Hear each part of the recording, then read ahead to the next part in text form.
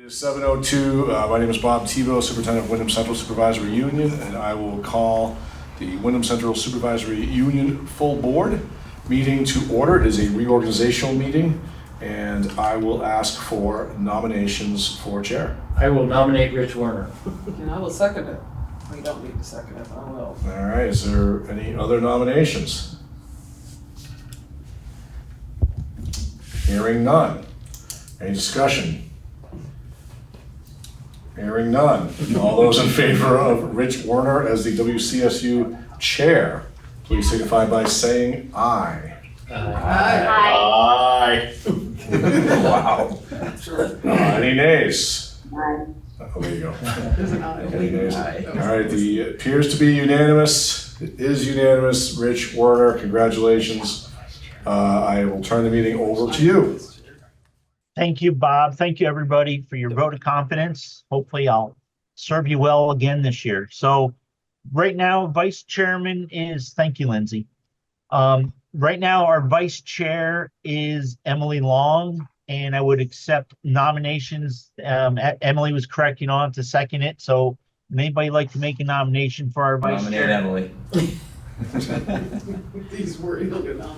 Was that you, Al? Yeah, Al nominated Emily. Okay, thank you, Al. And are there any other nominations? I move nominations be closed. Cast one ballot. Okay, so we'll direct the clerk who hasn't been elected yet to direct one ballot in favor of Emily Long. Emily, congratulations. Thank you. Yeah, that's good. That's a Speech. Okay, so our next item is clerk, and the clerk is currently Al. So I would accept a nomination for our clerk. I'll nominate Al Clausen for clerk. Okay, so we have a nomination for Al. Is there any other nominations? Dana, what do you want to say? Close the nominations. Cast one ballot. Okay, well, since he hasn't been elected yet, I'll cast a ballot for Al. Al, congratulations. Thank you. We're flying through this. Authorized signatories. Rich, point of order. Now, when Dana makes that motion, don't we have to vote on that motion To close nominations? and cast a single ballot? I think we do. Yeah, I think we do. Oh, you're right. I'm sorry. So let's go back to the vice chair. There was a motion made to close nominations and cast one ballot. Is there a second to Close that? Okay, Okay, thank you, that was Dan. Dan. Is there any discussion? All those in favor, say aye. Aye. Okay, since we haven't reorganized our clerk yet, I will cast one ballot for Emily Long. Congratulations, Lindsay. Do your clapping again, please. So, yay. So for the clerk, Dana, we had a nomination for Al. Dana had made a motion to close nominations, Close cast nomination. one ballot. Is there a second to that, Dan? Second, yes, thanks, Rich. Okay, Dan seconded. Is there any discussion? Hearing none. All those in favor of the motion say aye. Aye. Aye. It appears to be a unanimous decision in the affirmative with a thumbs up from Allison. Lindsay, get ready. Since the clerk has not been elected yet, I will cast one ballot for the clerk, and congratulations, Al. Thank you for the clarification, Dan. I'm really upset with myself. I missed that. Told you I was going to serve you guys well, and already I failed. What would we do without Dan? No worries. Thanks, Rich. Okay, thank you, folks. So authorized signatories, currently it's the chair and the clerk are authorized to review pay warrants and approve them on behalf of the board. Can I get a motion and a second to reauthorize those two folks if you so wish? I will make the motion motion. Let her have it and I'll second it. All right, I'll make the motion to have Rich and Al be the authorized signatures. And I'll second it. Thank you, Al, Kate. Thank you, Dan. Is there any discussion? I gotta tell you, it's a lot of work now because Laurie does such a great job. It takes you about 10 or 15 minutes to go through all them their pay warrants. So And he does. been there. Well, So- That one in a while. All those in favor say aye. aye. Aye. Any opposed? It appears to be unanimous decision in the affirmative. It is. Next item is paper of record, which is currently the Brattleboro Reformer. Can I get a motion and a second to, for a paper of record? So moved. Brattleboro Reformer. Al? Yep. Thank you. Al, just, if you guys would just say your name, because those Oh, in yes. the room Sorry, I can't Rich. see too well. Yep. And then, do I have a second to that motion? I'll Kate second it, Emily. seconds. Oh, okay. Emily can have it. Okay, we're gonna give it to you, Emily. We're gonna go for seniority today. So we have a motion and a second to make the reformer a paper of record. Is there any discussion? All those in favor say aye. Aye. Aye. Any nays? I will just note Allison gave a thumbs up again. Okay, it appears to be unanimous in the affirmative. It is. Meetings, times and dates. So we've always kind of held the fourth Wednesday of the month to be, we ask boards not to plan any meetings or special committees. And usually Bob has attached a draft calendar, which we usually look at. So is there a motion to approve the draft calendar and hold fourth Wednesdays for WCSU meetings if they're not in the draft calendar? I'll make that motion and I'll include in that the location be Leland and Gray High School. Joe, were you gonna try to make that motion? I was, but I'm remote. I'll give up. You want to second it? Sure. Okay, so, yeah, Dan moved it and also added that it be held at Leland and Gray. Joe, you seconded. Is there any discussion from anybody? Hearing none, all those in favor say aye. Aye. Anybody opposed? Appears to be unanimous decision in the affirmative. Congratulations, Bob. We just planned your life for the next year. Excellent. He's thrilled. You can tell by the look on his face, he's thrilled, Rich. I knew it. Thank you, guys. Keep him on his toes. Hey, this is a sad one for me. It really is. Oh. We have to appoint a treasurer. And this is going to be the last time we're going to be able to appoint this lady. So would somebody like to make a motion? Okay, I was, Oh, well, Laurie's got her hand up, Rich, to speak. okay. Rich, I was just wondering if maybe we could flip-flop the names there. I think that makes the most sense. I will make a motion that we appoint Heidi Russ as the treasurer and Laurie Garland as the assistant treasurer. Do we have a second to that motion on the floor? Second. Was that you, Al? Al, sorry. Okay, thank you. So Dan moved to appoint Heidi Russ as treasurer and Laurie Garland as assistant treasurer. So it makes me even sadder because last year was a sad year. Is there any discussion? We're all sad. Yeah. Much sadness. Much sadness. God, it sounds like we're on a TV show. With much sadness, are you ready to vote? Lindsay, I love your things. Oh, Dana, yours is great Oh, too. look, You nice. gotta one up Lindsay. Oh, We're gonna my have a God. contest. Aw, Okay. Blinking. Fun. All those in favor say aye. Aye. Aye. Aye. I was doing it with tears. I was gonna vote nay, but then we would have to do a roll call vote. I won't put you through all that. So to me, it appears to be a unanimous decision in the affirmative. It is. We can set surety bond. So guess what, Laurie? We're not gonna set much of a surety bond on you now. Rich, I just wanted to say, I wanted to make sure the sadness was not any sort of an indication on the performance that Heidi will be doing in the job, right? It was explicitly about Laurie's departure. Full faith. And if you want to think the glass half full, Laurie's still the assistant treasurer Yes. instead of walking out the door. So it's much appreciated as well. No, Heidi, it wasn't about that. It was just, I'm a person that doesn't do change well. I understand completely. That's why Bob's got a 35-year contract. Don't forget, yours is 40, Heidi, because you're a little younger. We signed it. No, we're the same age. Oh, I'm That's sorry. like 3 to 5 years, it was 35. So anyways, surety bonds, and it's currently $1,000 for a board member, $5,000 for the treasurer and business manager and employee dishonesty. Can I get that motion, please?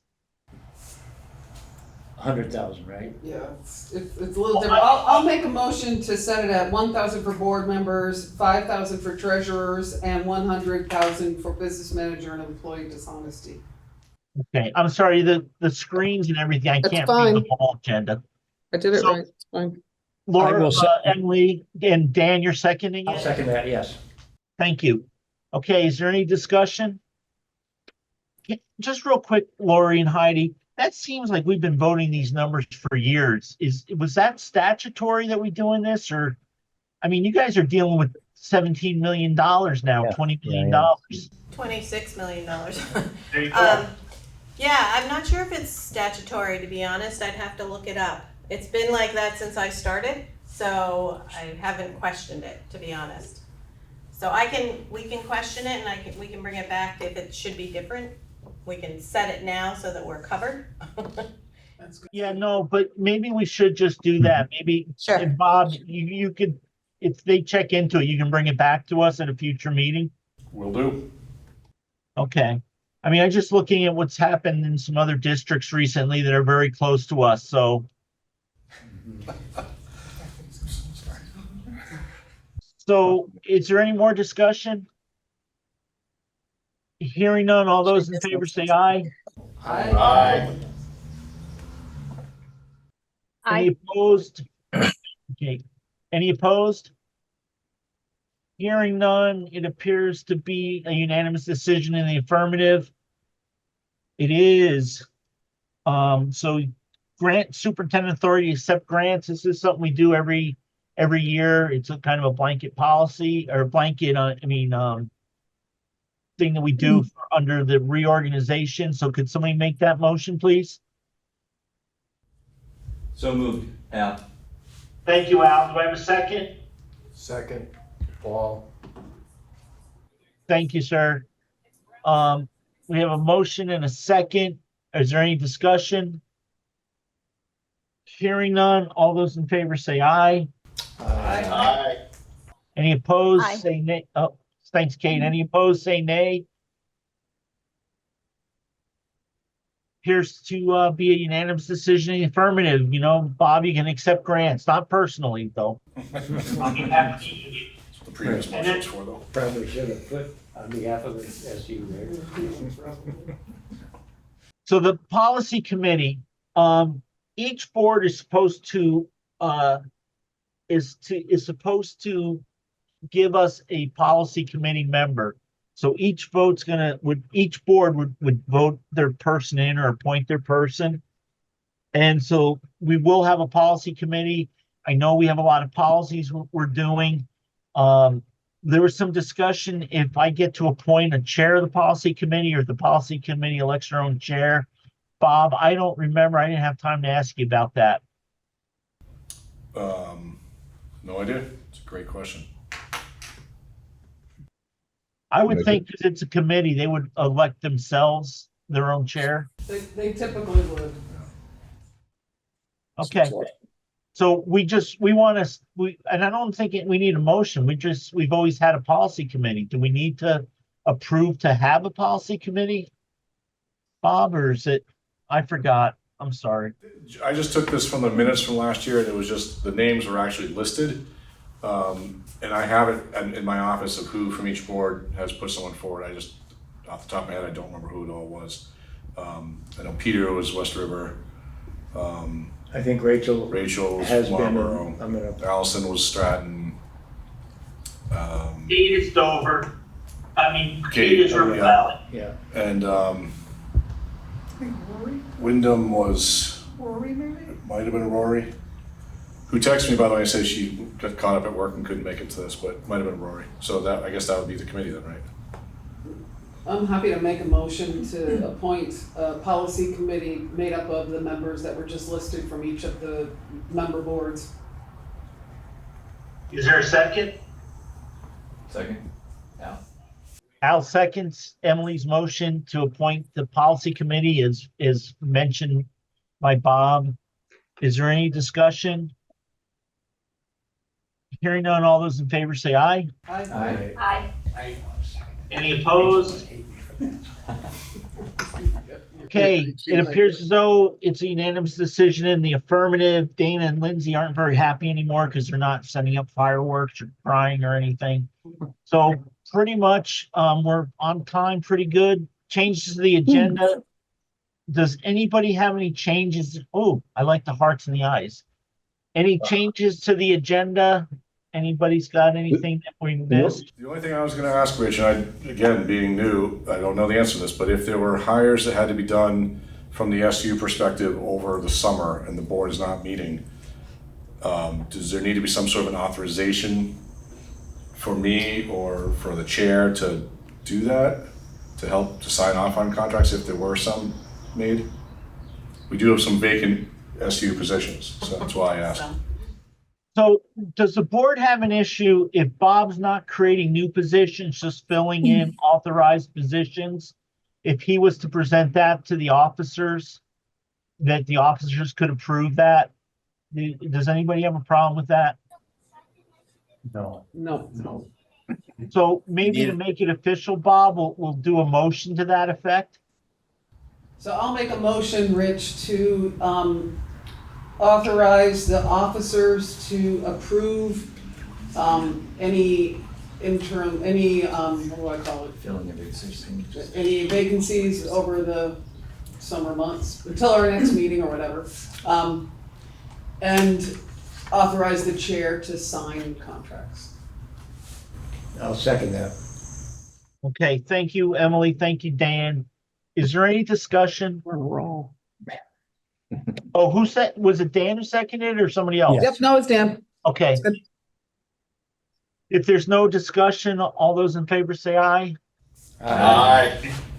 And Rich, Yes. one thing I would like to bring up, Bob and I talked a little bit about this, and I'm not sure where you have it on your agenda, Bob, but school board chairs are now required to do 8 hours of training a year. And one of the ways that that can be accomplished is by going to the VSBA annual conference. As long as Bob is there, it has to be done with the chair and the superintendent.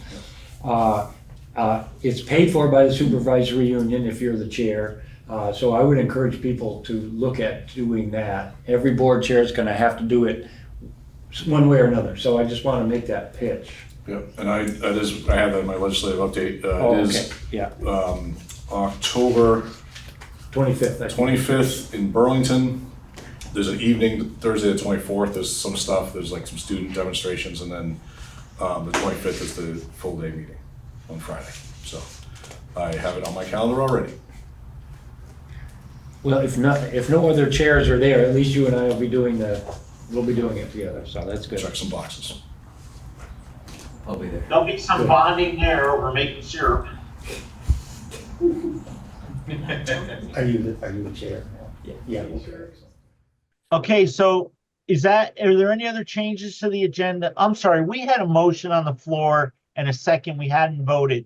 And that was to authorize the officers to approve any vacancies, hires for existing vacancies, not for new positions.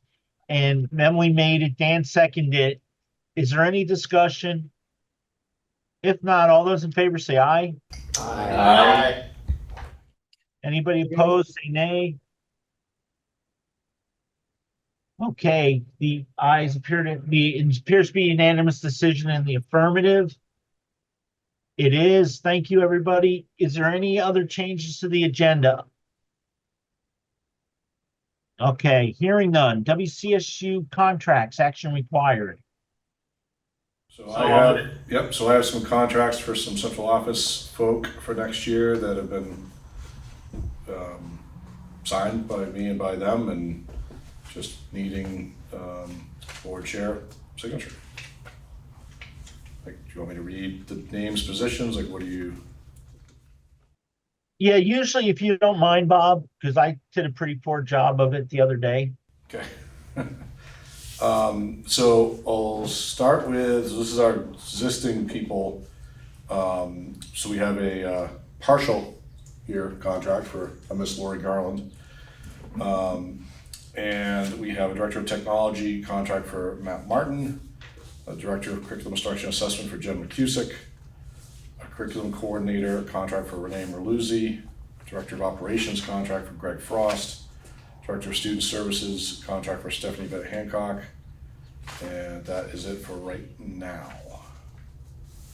We'll have another one for you later, executive session. So would Rich? somebody like to make a motion to authorize the chair to approve those contracts? Rich, sorry, before you do that, just one question. Since you're not here, I don't know if this is time sensitive. I'm also an authorized signer. Do you want me to sign? Yeah, why don't we make Rich it, said- why don't we do the clerk, if somebody would authorize the clerk to sign? I'll make that motion that we authorize tonight the clerk to sign WCSU contracts for the coming year. Is there a second to that motion? I'll second it, Dana. Thank you, Dana. Is there any discussion? Hearing none, all those in favor say aye. Aye. Aye. Is there any opposed? It appears to be a unanimous decision in the affirmative. Bob, we don't have to connect just for the River Valley ones tomorrow. Yep. Some of those are front to back, some of them are 2 pages. So.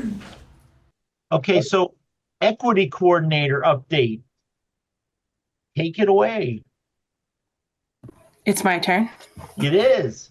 Hi, Yay. everyone. Good to see you all. How are you? Hope doing well on this really hot day.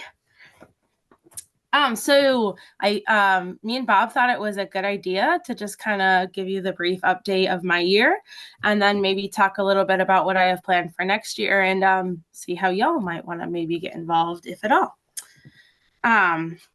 So I had kind of 3 big goals this year, being new to the position in the WCSU.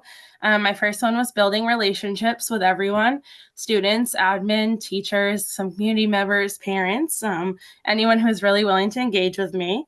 Another big goal I had was to kind of onboard to the equity team, which was formerly titled the Jedi team. Can share more about that another time. But really getting to know that team and the structure and the role of it and kind of building my leadership on that team. And that's been really wonderful. And then really just thinking about kind of like assessing, if you will, through an equity lens where WCSU has been at with their equity work and where there might be room for opportunities. So I did a lot of data collection this year. I took street data from students. I took data from staffs. I did some kind of like equity leadership rubrics with admin. I did an internal equity audit.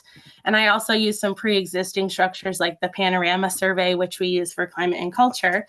And after I took all that data, I came up with some WCSU goals, some long-term kind of big goals that will help direct the equity work and give us kind of a focus. So when we do engage in the future, we're doing it with thoughtful intention. And thinking about ways also with those goals, how to include all stakeholders. So, students, the equity team, admin, IT, really trying to get equity work into the hands of everyone. So I'm really excited about the offerings for next year, which I'm going to tell you about. And it's been a really wonderful year getting to know everyone. And I'm just really looking forward to the journey.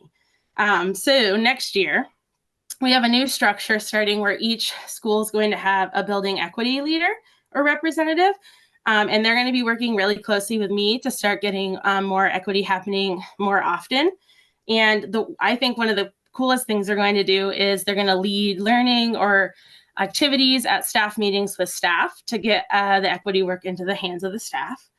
I'm going to continue doing that same kind of work, but kind of as the building rep for the administrative team. So keep building our equity-minded leadership. We're going to have some partners from across the state of Vermont. One is the Vermont Students Anti-Racism Network, and they're going to be doing some anti-racist work with the equity team. And we're going to be partnering with the Ed Justice Coalition, who's going to offer a educator of color space for us. They host events and they have opportunities to support our educators of color. We're also going to have a internally led staff LGBTQIA plus affinity space as well to really support our LGBTQ staff. We'll continue with the equity team, and they're actually really excited to push out and sponsor some events. For example, we're doing a pronoun day on the first day of school to give teachers toolkits so they know why talking about pronouns is important. And they're going to be offering some other workshops to the schools. It's a lot, not to be talking at you, it's just the list is very long and I'm very excited. We have implicit bias work going on with the new teachers and new staff that we onboard.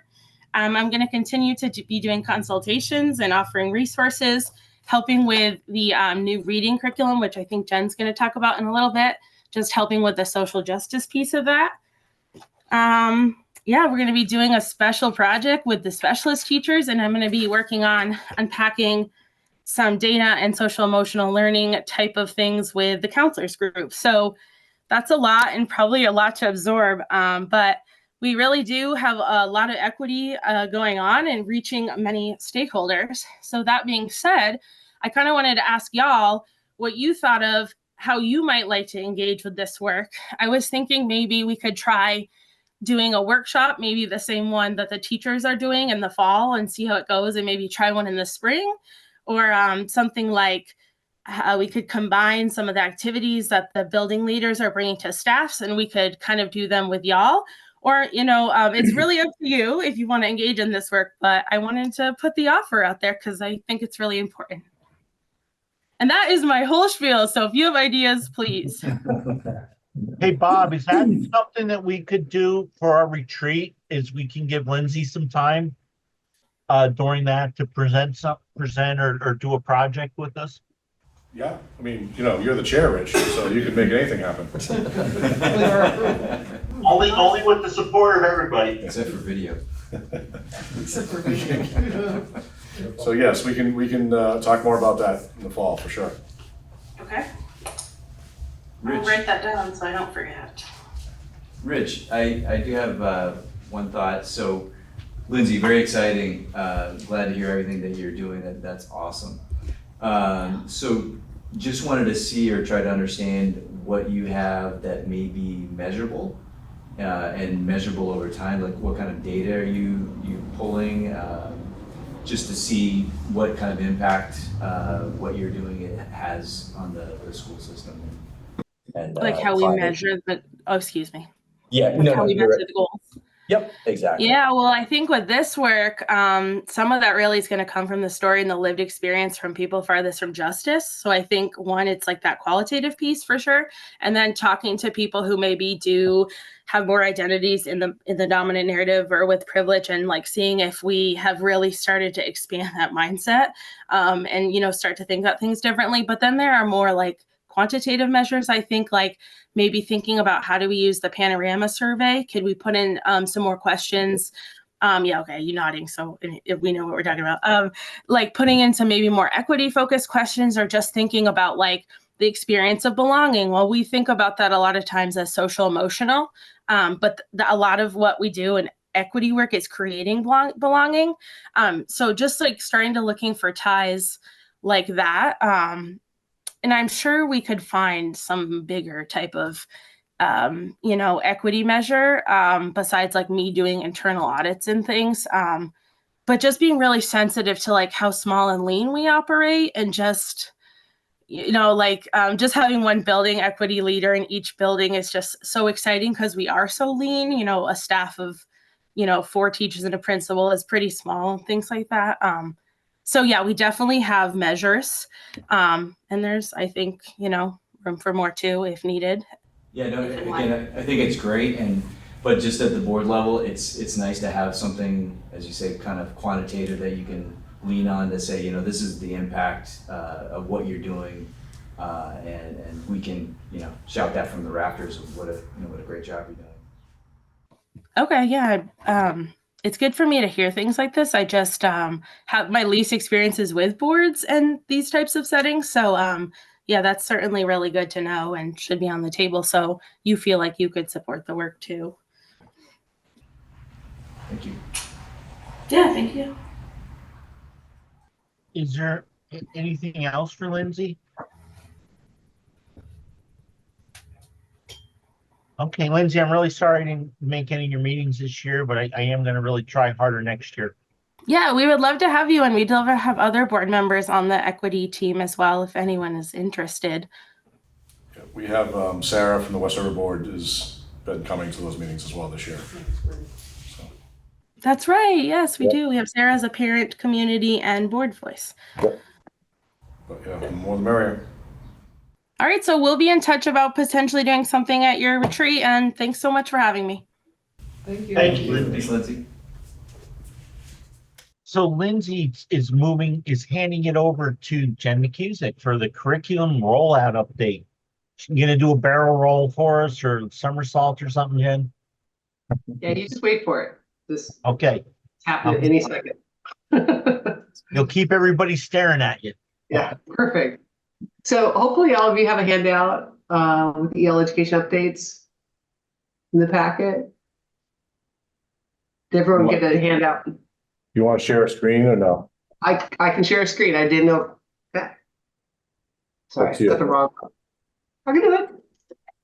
Let's see. Let's pull it up.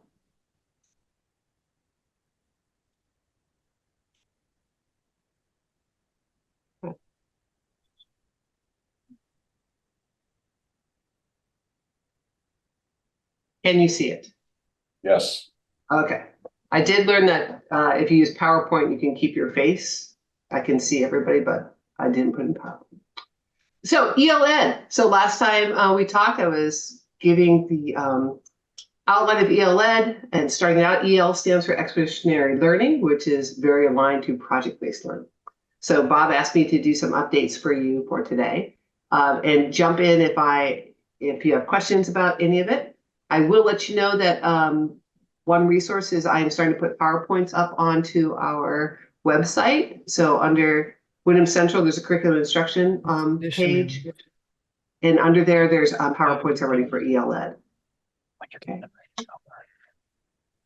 Okay, so since we last spoke, I've ordered all of the materials for ELN. It is a lot because in addition to getting like what you would normally see as teacher manuals and kid consumables, there's also all trade books and chapter books and picture books, and it's a lot of rich materials.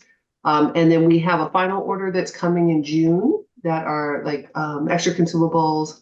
And for example, the high school really wanted to have the academic support teachers and special educators have materials as well because they do more co-teaching there. And all of this funding for these materials has come through ESSER funds. So Laurie can speak to that if she wants to talk budget. I won't step on those toes. Or Heidi, now that you're in. Since then, we had for professional development, which is what I really want to talk about, we had 3 what I call grade level meetings in those clusters. So we hired Stacy Sawyer, who has been working with EL. She's a coach from Windham Southeast. She came and did a launch with each of the grade level teams. So it was a full day of them opening up their materials, getting familiar with the program, understanding the overview and the big philosophy behind EL. Some of the principals attended that as well. Lindsay came for part of it. So we've been able to really get people feel like they have the ground underneath them a bit. This summer in July, we will have what we're calling a Summer Institute, which is 5 days of teams coming together. You'll see that we have a K-2 and a 3 to 8. The reason why is because I was going to do 3 to 5 and 6 to 8, but it was hard to plan with the 7th and 8th grade teams because there's new hires. So we have these two institutes happening. Again, this is ESSER funded. Teachers will be paid for those days to be there. And Stacy Sawyer is also hosting those. The outcome that I'm shooting for Summer Institute is to have teachers walk away with their an idea of the year for them, for their planning for the year. And then what we call, there's 4 modules per year. But the first module being having started, like getting that first module done. Also, when you go online, you might see, if you do go and look, we have determined that for our rollout, teachers are going to do 2 modules their first year instead of all 4. And we're doing that with the idea that we're going to slowly roll this out for teachers to really get the ground underneath them, do it well, and do all of our PD throughout the year planning and helping them make the best of this program, because there is so much to it and it is project-based, and we don't want to lose sight of that. Okay, and then also we have online EL courses are happening. Academic support teachers are taking that. The EL coaches are, myself, Renee Merluzzi, and I've recommended it for principals. There's multiple courses. I'm on my second one now. They're all online. Yeah, so those are happening. And then I have planned out PD for the next school year. So beginning from the April grade level meetings we just had through next June, planned out what that year will look like with like 3 columns, because it could change based on what teachers really need. So I have kind of a plan A, B, C. So depending on where teachers are in the cycle and where they're feeling with their comfort levels, we will adjust that. Again, looking at this rollout. Any questions about the PD part yet? I think this is so fascinating and fun, but I know everyone doesn't think that this world is so fun, but I do. I like it a lot.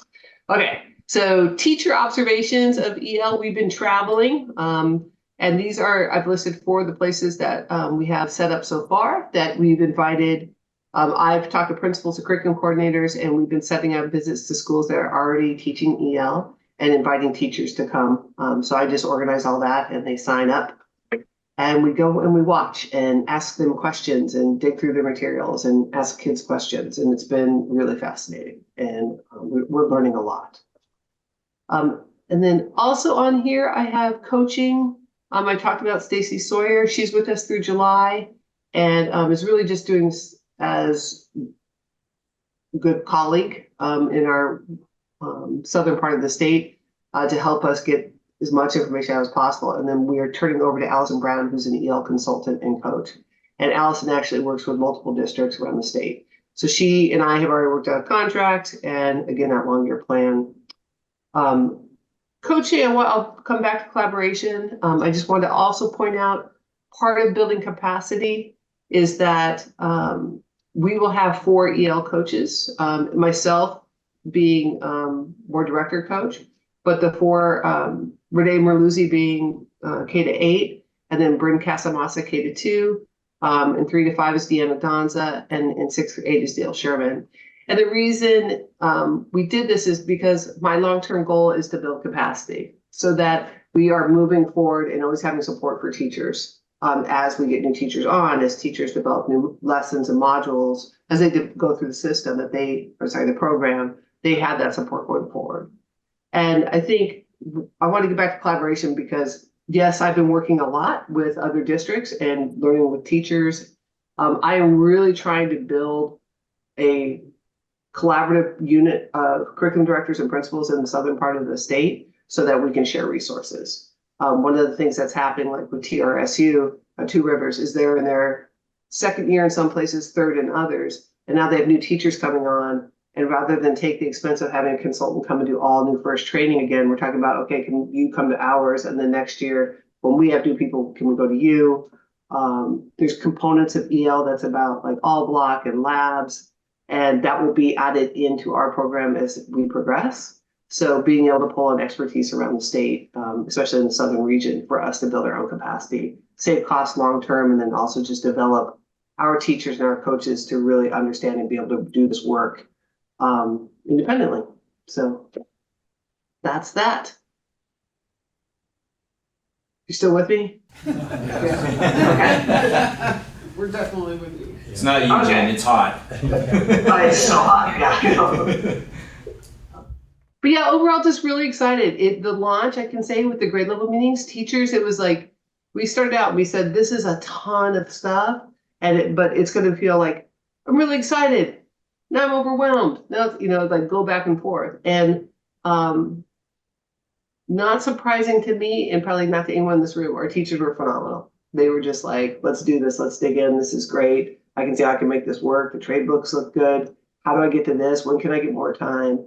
And it's just been, it's going, because, anytime you start something new, it's nerve wracking and you're not sure. And they've just been great. And the AST team is on board to support, and those people who have stepped up to be our grade level cluster coaches are taking the class, and they're buying books, and they're doing the work. And I just think it's going to be, if we do this right, which, you know, that's the plan, is to support teachers through this. It's going to be incredible for our students, and just going to be shifting so much about how we really connect our schools and our classrooms.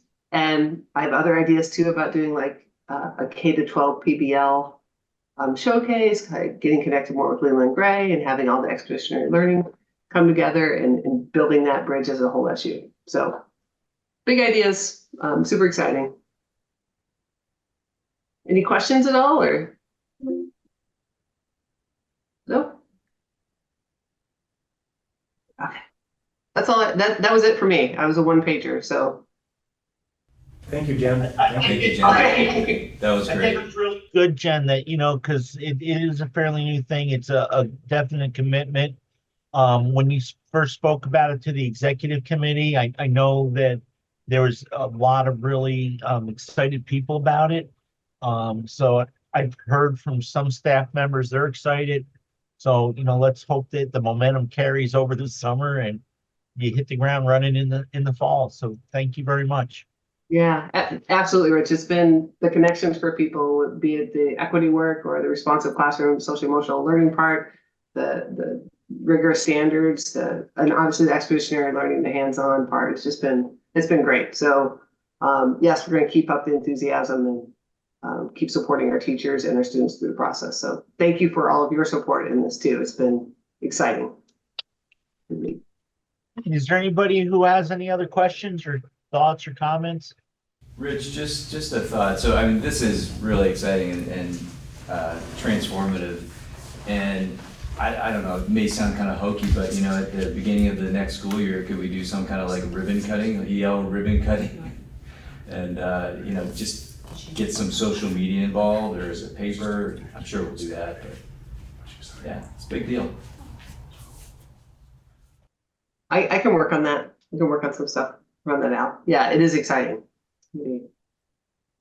I like the idea of a ribbon cutting. We'll see what that looks like. I think I was also thinking about as they start doing their first, so each module, they do a performance task, which could be a lot of different things, but much of like when you see a PBL showcase, but having that in every grade level and inviting families into that and getting some press around that when, you know, students are presenting, you know, it's engaging for sure. So thank you. Thank you. Great idea. Yeah. And definitely too, I think, Al, like you said too, let's plan on, you know, some updates in the cabinet report. And then, you know, as we meet over, you know, starting in the fall, you can kind of let us know how things are going. Cool. So the next thing I have on the agenda is, oh, I'm sorry. I skipped open position and recent hiring update, Bob. Yeah, that's okay. It means Jenny got to go sooner. Right now we have about 20 vacant positions in the SU. Some of them are really small. You know, I think there's a position in Warsville that's 0.1. I mean, some of them are small, some of them are big, but roughly 20. 4 in River Valleys, 2 in Marlboro, 8 in West River, and 5 at the SU level.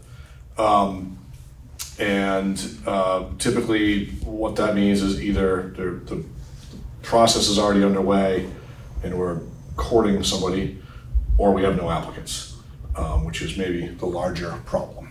Yeah, I did want to update folks. I can give you the list. Do you want me to read them off to you? Do you want to hear the list of positions, or will that make you sad?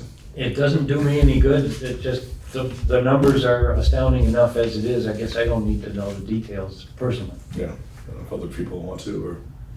I mean, are they teaching? Well. It's important to know. Yeah, so let me In go case through you know them. anybody. Right, Yeah. well, that's true. Yeah. So Warrisboro lost its very small part-time Spanish teacher. They didn't lose her, I don't know where she is, but she's leaving. Jamaica Village School is looking for 2 teachers. One, it would be a teaching principal, one would just be a classroom teacher. As well as looking for an office administrative assistant for the building. Wardsboro is also looking for a full-time school nurse, although we may have that resolved with the existing person not staying full-time, just to keep that person, so we're working through that conversation. There's a district-wide tech position that's being vacated shortly. Dover also has a school nurse depart, and I think they're closing in on candidates there, I believe. I'm gonna come back to the central office one. So Leland and Gray is looking for a long-term sub for maternity leave, a part-time English teacher. Townsend is looking for a kindergarten teacher. As you saw, Bryn Casmassa was named as an EL coach. She was the kindergarten teacher. She's becoming an ST, and so they need a kindergarten teacher. Marlboro's looking for special education para, and the ever missing world language teacher has been vacant all year. I forget the percentage on that, but it's not full-time. 0.2, I think. 0.2, or something small. like that, yeah. A couple more Leland and Gray, special education, special education teacher for the tutorial alternative program, and a paraeducator. Marlboro. Wardsboro, long-term sub for maternity leave, first and second grade. And central office, due to retirement, a business office assistant, Medicaid clerk. We posted the assistant director of student services in 2 different ways, so it's listed on here twice, but it's really one position. As well as a grant coordinator, curriculum instruction admin assistant. We've also posted 2 different ways to see if we can get different types of candidates for that. And that might be it. Yeah, the technology position I mentioned earlier. And then River Valley's just closed the deal with the principal for Wardsboro, and we're close with Townsend as well, so we're getting there. So those are already, the process has already been through. They're part of that, about 20. And then yeah, I guess that's probably it. I'll probably not mention that one yet, but yeah, so that's where we're at. It's not a lot of applicants out there. So. Is this happening in SUs around us? Because I actually asked another SU, somebody who I knew from another SU locally, and they said they weren't having trouble hiring anyone. So I'm just, yeah, because I hear it's a statewide national problem, right? Yeah, yep. And so I'm assuming that we're not an outlier, but it feels really big. Right. I think it depends on like location. I mean, geography is certainly part of it. Housing is certainly part of it. So, Yeah. like I think, for example, our neighbors to the south probably have a little bit easier time filling vacancies than we do, just because of the proximity to housing. Plus, it's closer to Keene, closer to Greenfield, Northampton, other places that you can draw from. Mm-hmm. You know, versus a position in Jamaica, which is tougher to draw to because of its remoteness. Mm-hmm. So I think, and then a lot of ours are part-time, very small percentage time that are really niche positions that you need the right person, the right fit. And so that's the other challenge of the small school is that we're not looking for a full-time world language teacher, we're looking for a 0.2 and a 0.1 in Wardsboro, and even combining those two is only a 0.3. So like, it's tough. So I think that's maybe makes us unique. I do think there are people, one of the things I have heard is that SUs that are well positioned structurally and systemically are getting candidates from other neighboring ones that may not be. If that helps you out at all. It does. So that is, I think we have that in our favor, you know. So, but yeah, just wanted to make sure everyone was aware of that's where we were with that.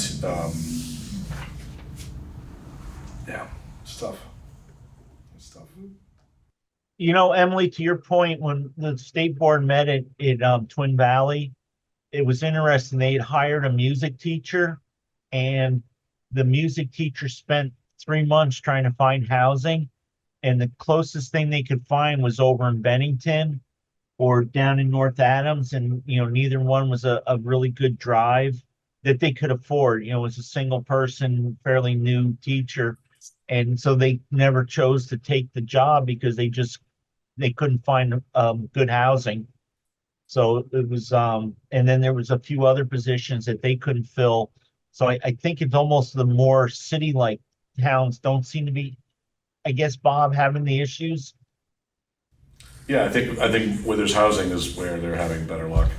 And I think, there were some vacant, in Windham Northeast, there were some vacant positions that they just reduced.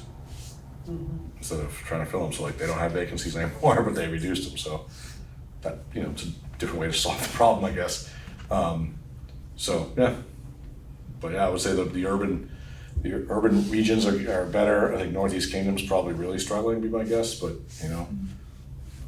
the cities, if you will, put that in air quotes, are places where there's housing, and so Bennington, Rutland, Brattleboro, the Upper Valley, Hanover region. Some housing. Yeah, I'd say. Still not enough. trouble It's there. not like Yeah. Brattleboro has adequate housing. Nope, but it's more than Jamaica has. Well, it's just. Yeah. Yeah. So I mean, that's the difference, yeah. But, so, yeah, I'll keep updating you guys. I heard you mention a couple long-term subs, 2 or 3 long-term subs. Yep. Do we reach out to any of the colleges like King State, any, students there? Yeah, I mean, I can't speak to what the principals have done this year. That I know I've done that in the past, particularly if there was like like the one of them was a science position, to reach out to Antioch to look for, can we do an intern, and those kinds of situations where your intern could get paid and we can have a supervisor here and whatever. Right. There's creative ways, but again, like that's part of the challenge is like we're not really near any colleges either. That's right. It's like Castleton, Keene, UMass, Antioch, like we're in the middle kind of. So that's also a challenge. And Al, just an anecdote, I called over to Antioch probably 2 years ago now, just wondering where, because they used to be coming through here, scads of them coming through here. Yeah. They had, the person on the phone said they had 4 applicants for their teacher program over there this year. They used to have a continuing roll of 20 or more. Yeah. So That's a trend that I've heard too for the People undergrad aren't going programs. into The it. enrollments Yeah. have plummeted for the Yeah. undergrad education programs in recent years. I mean, student counts are down, like with the same problem we have, colleges are struggling with as well. But take on that and fewer kids going into education as well. I think there is a definite decrease in the number going into the programs. We're seeing a lot more provisional agencies, folks who are coming at it from different pathways, different careers. We're getting a lot of second career folks as well, which is good in a lot of ways. It also presents challenges in some ways because they oftentimes don't have the pedagogical training, and they're learning on the fly, and they're doing different pathways to licensure and peer review, those types of things. So, yeah, it really taxes the system. I've always thought that one of the things that this supervisory union does well is to honor the teachers at every given opportunity, because who's gonna go into this if you're gonna get badmouthed and they're gonna jerk you around for the salaries and stuff like that. So I feel like we have really tried to be appreciative of the people who work in our schools, instead of, and you've mentioned some other supervisory unions nearby where that's definitely not true, and it shows, so anyway, let's keep doing that if we can. Oh, yeah, yep. So yeah, no action on that, just an update. So if we're good with that, then approve the CIP. Bob, do you want to take us through that? Yep, so you should have that in your packet, and so this is the continuous improvement plan. That's a requirement at the state level. There's an SU version, which is what you have. Each of the districts have had to approve their own school plans. Each school has its own plan. You guys, I think, have already done that, and all of the schools have been approved. And what we told you then still applies now. This is a 2-year plan. This plan, we're going into year 2 of that, and so this plan is really unchanged from the initial plan you approved last year. So it's really just a dot the I, cross the T around approving it again so we can upload it for the state level. You can see there's 3 goals and a 4th goal for equity, because our district has identified for equity supports based on a couple different factors. But that's where we're at. Happy to take any questions, but it is virtually the same document that you looked at a year ago. And the fact that the stakeholders have changed, that doesn't matter. It's Correct. Just Yep. That's fine. Yep. Yeah. So is that a motion now? Sure, I'll make that motion. Is there a second to Al's motion, Joe? Absolutely. Hey, I was just checking to see if you're sleeping, buddy. No, I'm here. Okay, so we have a motion and a second to adopt the CIP. Is there any more discussion? I am curious, on page 4 out of 5 at the bottom, has that changed? It looks like Leland and Gray and Newbrook are schools identified for equity support based on free and reduced lunch. The other ones are not. I don't know if that's changed. If it has, we should probably specify that. Maybe it hasn't, but. Actually, Jen has left. They're trying to remember what, there was a change, but it was really about how they calculated it. It didn't change the overall nature of it, which means that the SU is still required to do the equity goal. I'd have to look back at the individual school ones. I don't know that all the schools had to. I think you're right about that. I don't think that has changed. As long as some schools do, then the SU is required. then the SU. You got Okay, it. Yeah. I'm gonna vote in the affirmative on this. Just wondering about that. Yeah, yeah. Is there any other discussion before we vote? Hearing none. All those in favor of approving the CIP, please signify so by saying aye. Aye. Aye. It appears to be a unanimous decision in the affirmative. Greg is figuring it is because he's on and ready to rock and roll. It is a unanimous decision in the affirmative. Greg, I'm really sorry. I forgot. I was going to try to get us to move you up. Oh, I'm not worried about it. It's okay. Okay, so your CIP is approved, Bob. Thank you. Transportation Committee update. Yes, sir. We've met for the first time in mid-February. I was hoping to meet last week. I just had a walkthrough with the fire marshal, end up kind of bump into the window where I was going to be able to do it. So we're going to do it next week. So we met, we just kind of talked about scope and purpose of what I was hoping for as part of an SU-wide committee. We met that, we kind of said that for the most part, we'll meet as as needed basis throughout the school year as far as what's needed for, if we have bus route changes and requests and adding bus stops or taking them away, which everyone for the most part agreed with. We were hoping Dwight was going to be there to give us an update at the time on where he was at with his electric bus grant. And so I'm really hoping that he's making some headway with that. I haven't heard anything. So we didn't get a chance to do that. We did talk through, I met with a gentleman, Carlos Etier from 247 Security or 24/7 Security, which they do bus cameras. And so we talked about, well, for one, I asked Marlboro and River Valley if they do cameras on their buses, and they said they don't, and they didn't feel like there was really a need for them. And so they didn't end up coming into the call.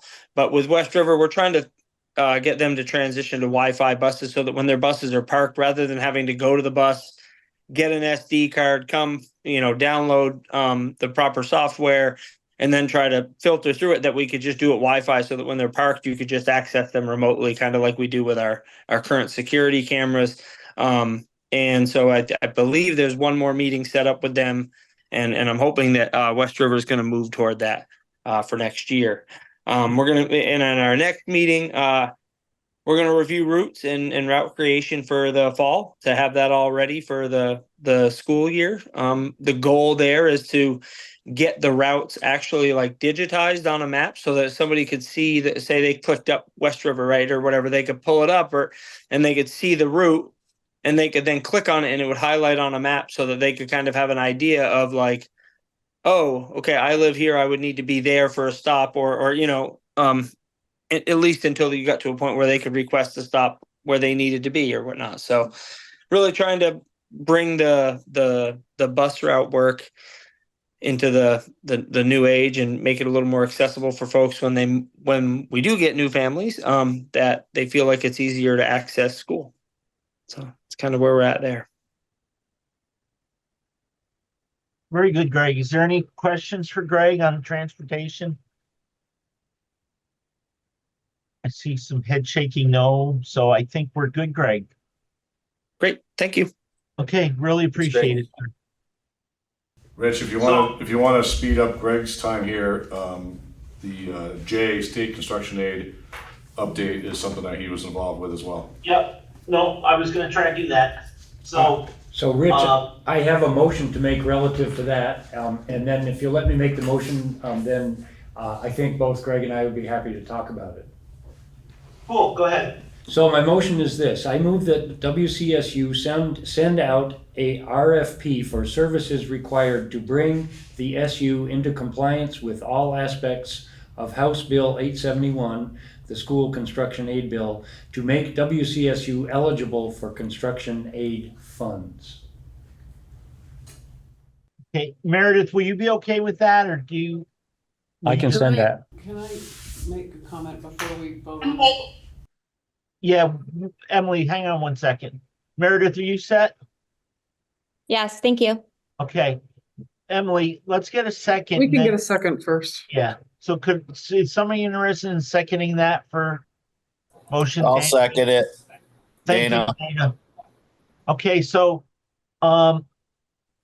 Emily, do you want to let Dan do his thing first? I just want to make one comment on the motion itself and the timeline. Because this bill passed the House and the Senate, this motion is very timely, but it hasn't been signed by the governor.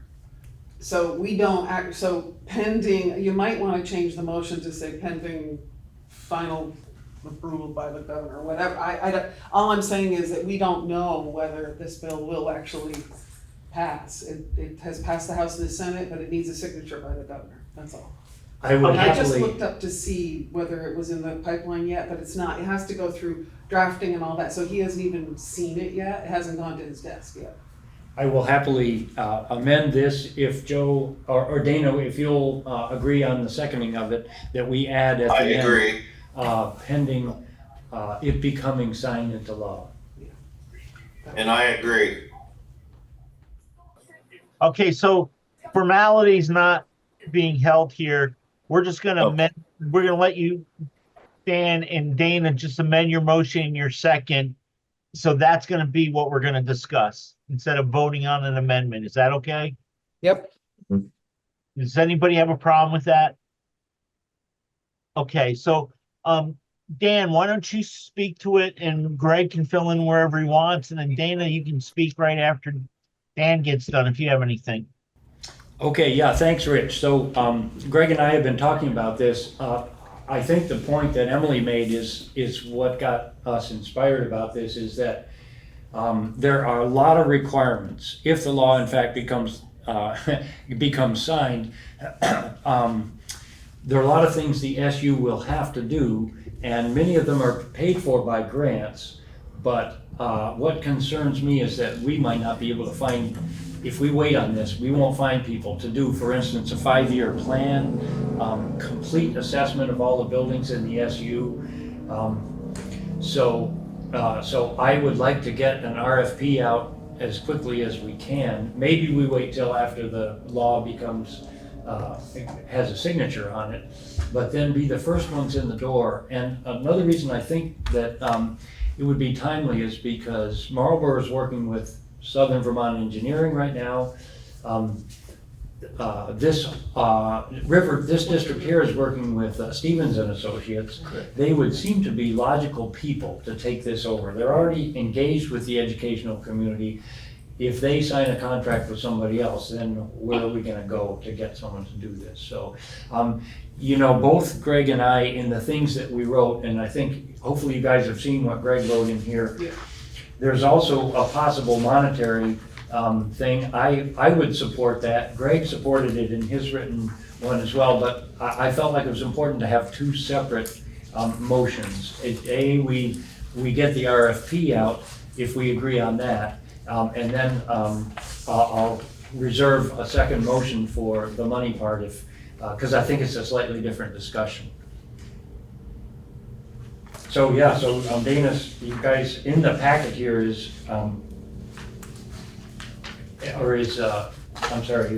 Greg's written Just to give you a quick overview for me, the concerns in 871 that were for me were kind of number one, the appropriate maintenance operating budgeting would just be to kind of make sure that somebody can look at it and say, versus the standard of what you would normally do versus what we are doing as far as, right, if you have a building of X amount of square feet, your budget should be this in maintenance, just to make sure that we are budgeting the proper amounts for these things. And then the other piece for me is just the assessing the conditions index to make sure that we have eligibility, and really the master planning for what we would do with buildings if we were to no longer use them.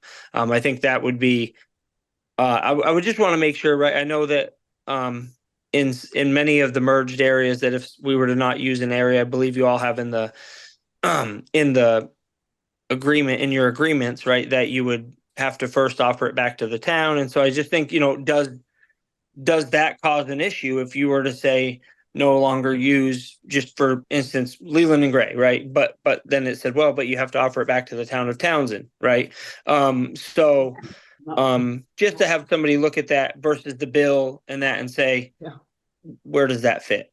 So, or in Marlboro's case, where they're looking at a new building currently, and would the bill consider them selling it back to the town as acceptable, or are they really saying they want Marlboro to come up with a plan of something? So it for an alternative use. So those were just my concerns. So Dana, did you have any comments? You did second the motion. Yeah, I was wondering on that section 4 where, they said we had to, part of the plan was to find reuse. Is that really, that would be something I agree with Greg. We have to look into. Do we have to do it? Or in the case of West River, we offer it back to the town. We have to ensure the town does it? Rich, And you have your hand up? I do, yes.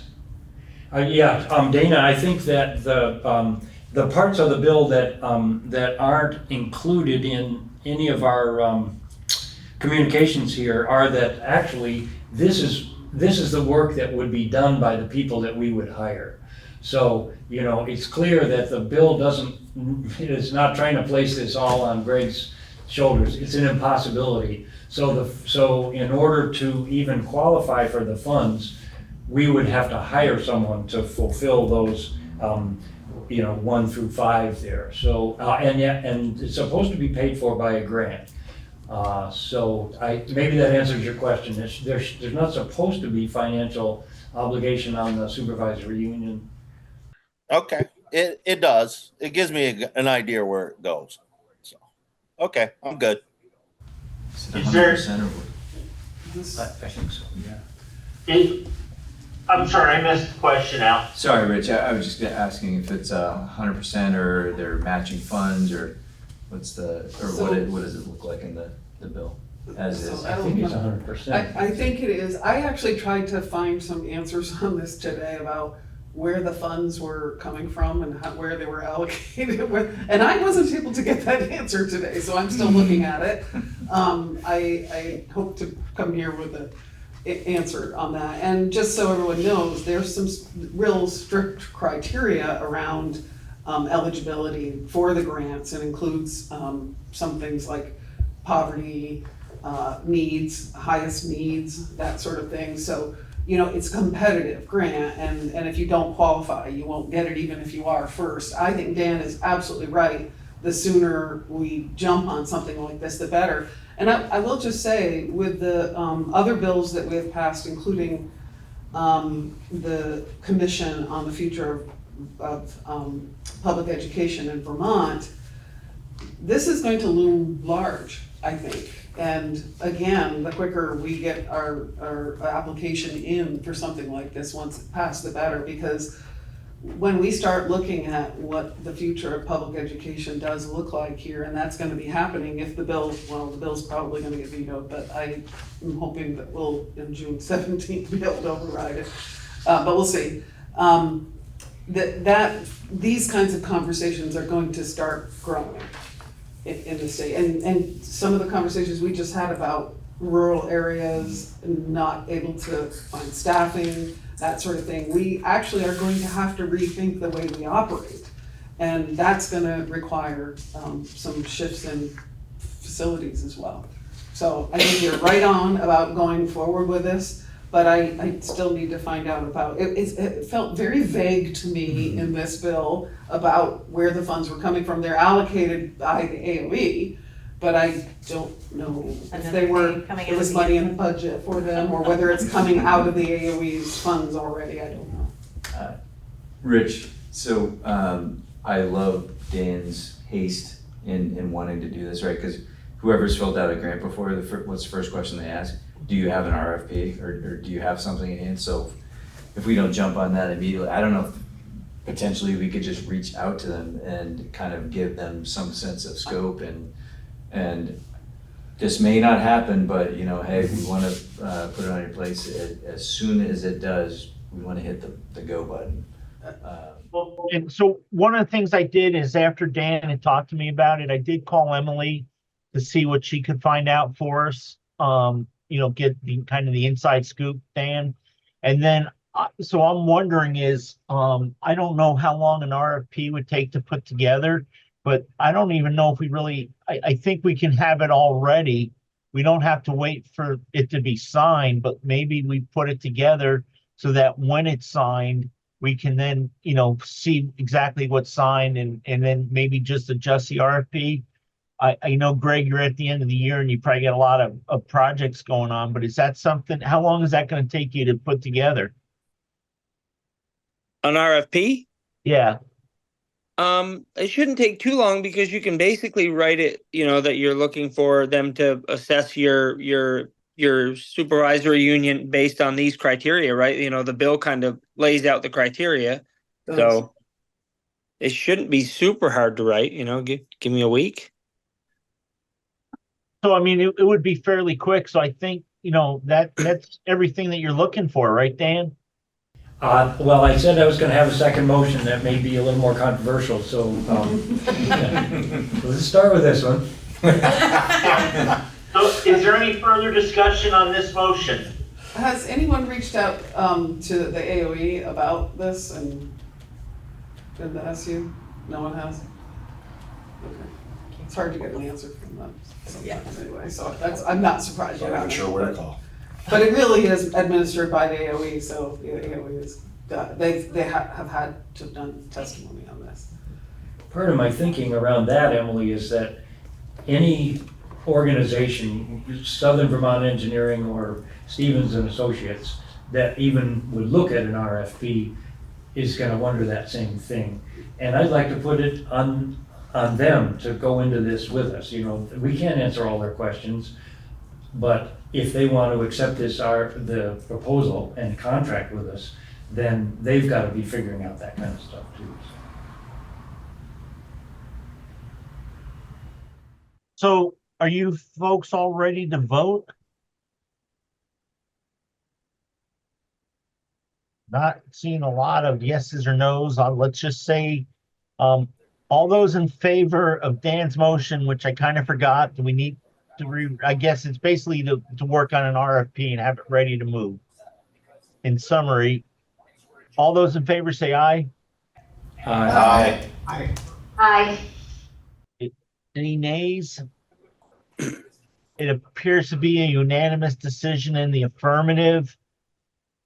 Congratulations, Dan. You got that motion. Now hit your controversial one, buddy. Okay, I have this as a text. If anybody's needs it, or are you clear with it, the person taking the minutes? Get Meredith in here. Yeah. Okay, if you have questions, I can send it to you. Okay, so the second part, and I noticed that Greg has mentioned this also in his, do we want to assign any SU money to this now? As an example, Stevens and Associates comes back and says, we like this, we'd like to get into it with you, but we need a deposit, and we don't know when the state funds are ever going to become available. Do we, as a supervisory union, at this point, approve some cash to get us started. The number that I have in mind happens to come from working with Stevens and Associates. They did on Potash Hill, it used to be Marlboro College, they did a walkthrough of that, and they came up with a traffic flow plan and removing some buildings. This isn't gonna be the final cost, but partway through signing the contract, we paid them nothing. A few months in, we paid them $1,500. That was, I'm sure the total cost is gonna be more than that, but would we, as an SU, wanna have some money sitting there before the state funds become available if someone wants it? Or do we wait till that time comes and then approve it then? I don't know. It's not even a motion. I just want to throw this out. Hey, Bob and Laurie, if there was to be, if we were to put this RFP out and give it like a month or so or 6 weeks for people to come back, and then and we know that there's going to be money, or can we write the RFP to state that, if we get the state funds, this RFP will become in effect if we get the funds, and the SU should have money to front any guaranteed funds, right? Yeah, the SU has funds, they can front the money for sure. Are we thinking that this is going to be over 40,000 for this report? Is that what we're? What is the contract with Stevens or Stevens Associates? What they're doing for the district here? Does anybody know the total amount of that? So in the 30 to 35 range, I think. Yeah, Does that sound right? and it's pretty exhaustive, so, And that's multiple buildings. yeah. Right, Well, this is every building in the SU. Right, but we have True. quite a few of them. Yeah. That's what I'm saying. Yeah. They might have enough information gathered. I Exactly. gotcha. right, so my point is, with that there doesn't need to, it doesn't need to go through the bid process first of all, because it's a professional service, but also because it's not over 40,000, or potentially not over 40,000. So with Stevens doing so much of the work already for West River, I'm wondering if it just makes sense to engage with them. Greg, your opinion on this is very valuable. And yes, the SU has money to front it with your fund balances right now. I completely agree with you, Laurie. I don't know that we really even need to do an RFP. I think I actually just emailed Brad Sanderson from Stevens just to quickly say, hey, would you be interested in looking at this if we put something together? I'm happy to send you the guidelines, and just say, would you be willing to review our schools and our districts and our planning to help make sure that we would be in line with the current requirements of 871, so that we would be in the best position to access those funds when they became available. So I'm with Laurie. I don't know that we have to do an RFP, because I can't imagine we would spend over $40,000 on this. The work we've done for West River has been extensive. Yeah. And this isn't that as extensive. Some of it is just reviewing like industry standard versus what our current budgets are, or versus what our current staffing levels are, where we're ensuring that we're able to maintain and fund our buildings that we have adequately. That's not a lot of work for someone to do. I know that for River Valleys and West River, they do have 5-year capital and operational budgets in place. And honestly, Dan, the only reason I've never built one for Marlboro is because I knew you all were moving, or we would have built one there by now too. Well, that's our 5-year plan. Yeah, right. Yeah, your 5-year plan is to go. So, yeah. So, but that's it, real. And that honestly, Dan, that would make it hard for Marlboro. Is how do you create a 5-year capital budget plan when you're in the process of moving along? So, but I think that we're in good shape with a lot of that, and it just would be, some of that would just be a matter of them. It would be the other building pieces, like I said, that's the real concerning part, and just the having them be able to look at all of our local area zonings and make sure that we don't have any of the zoning stuff that was part of part 5 of that. So, well, that's fine with me. I know the motion says RFP, but if in fact we reach out to them and they say we can do this and it's up and we'll contract for under $40,000, I would be fine with that. The point of the motion is to get some forward progress, not necessarily draw out the RFP. If people are comfortable. I'm with you, Dan. Yeah, exactly. It's just having our foot in the door with someone so that when this stuff moves forward, we're at the front end of accessing engineers and firms, I mean, because the reality is that people start to think, Emily, that this is going to get signed. Windham Southeast is going to engage, Windham Southwest is going to engage, and they're probably all going to be looking at similar firms. So I tell you what, Greg, actually, because Marlboro is already contracting with the other one, what is it, SVE, maybe in order that we treat people fairly, let's do the RFP. If it's not too much trouble for you, I would like to give it to the two organizations that are currently working for school districts within the SU. It seems like, an equity issue or whatever, just fairness. So, Dan, if you'd hold on 1 second. Emily, you had your hand up. Sorry. Yeah, I just wanted to understand about the timeline here. I mentioned this before, but I'll just say it again. This is a competitive grant process, and we have to meet specific criteria even to be able to be awarded it. And my assumption is there are limits to the dollars, and it's going to be first come, first serve sort of thing. So I guess what I'm trying to understand is, are we saying that we're going to move forward with this whether we get the grant or not? And it almost sounds like that's kind of what we're doing, because if we're saying it's 40,000 and or who the heck knows what the number is, it could be a lot more than that for all I know. But I just want to caution us on committing ourselves to something that we may never see the funds that we fronted back. And I just want us to be aware of that, that's all. I'm not trying to suggest we don't do it, I'm just saying that I want us to be aware of it. Go ahead, Dan. So I wish we had the bill before us. I have been looking at it. I believe the way it's structured is that we hire someone to do this entire process here, and that gets paid for by a grant fund. Whether we get the construction aid money or not, we aren't on the hook for the $40,000. I don't believe. Let's say 40,000, whatever it is. I don't believe that money is to be paid by the supervisory union. I think that all of the assessment around the state is the first a batch of money that comes from the state, and then the competitive process begins. So I don't know if that's true. I recall reading it though that if it made it through, that there would be a committee that would start to nail down all the criteria, and that they would be done meeting by the end of December. I believe is what, if you go to the last page, it says that the committee being formed because they set aside money for that committee to kind of travel and meet and whatnot. And they were only looking for. You're talking about something separate. I'm sorry to interrupt you, but you're talking about the school construction part. This part is just the facilities master plan grant program.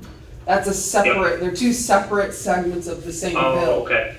And so, I want to be very clear, this is just simply for paying for, it appears, I was just reading here, grants shall be awarded to applicants with the highest facilities needs.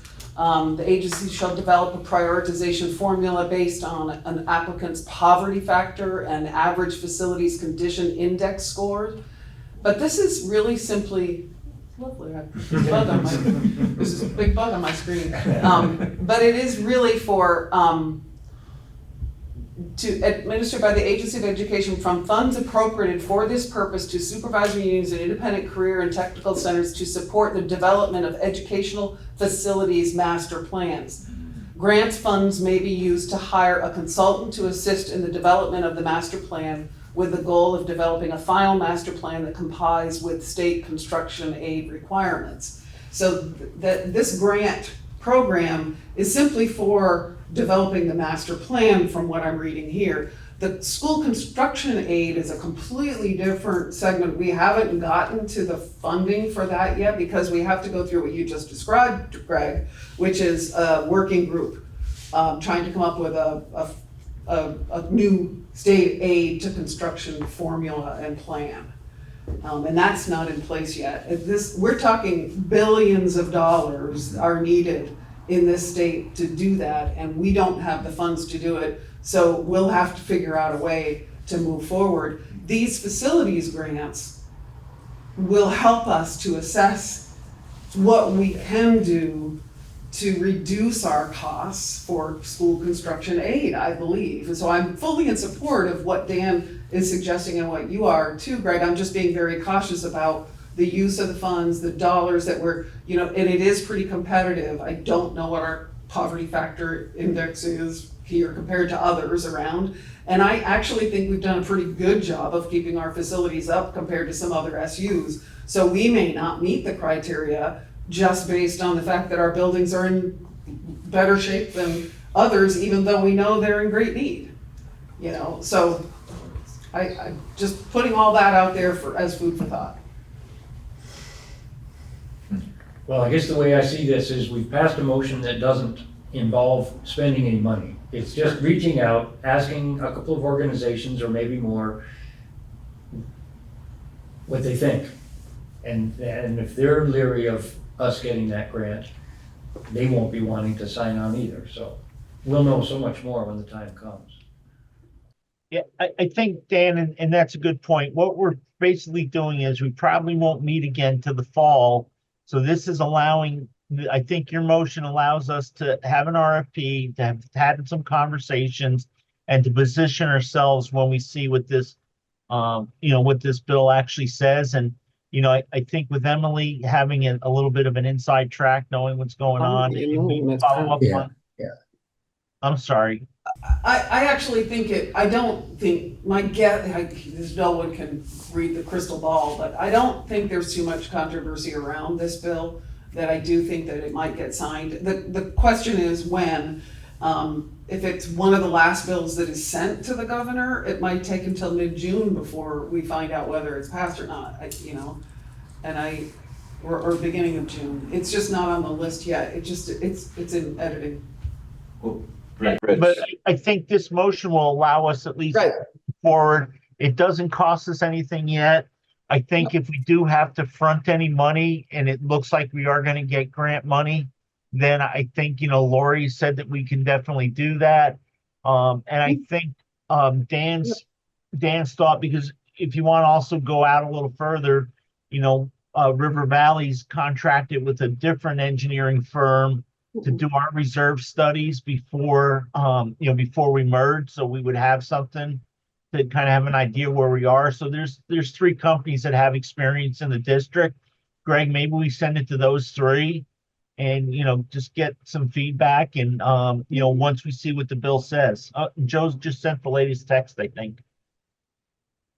But so, Dan, I have a legislative tracker as part of my day job, so I sent the latest one to everybody on the meeting. So I think your first motion, Dan, that we approved kind of covers all that. I don't think we really need another motion because I think we found that we can, if we're guaranteed the money coming in and we need to go quicker, we can engage them and have them start going and, front the money till the funds come in. Sounds good to me. I'd just soon not make any more motions anyway. So. Reach your limit. I've reached my limit. Okay, so is everybody good moving on?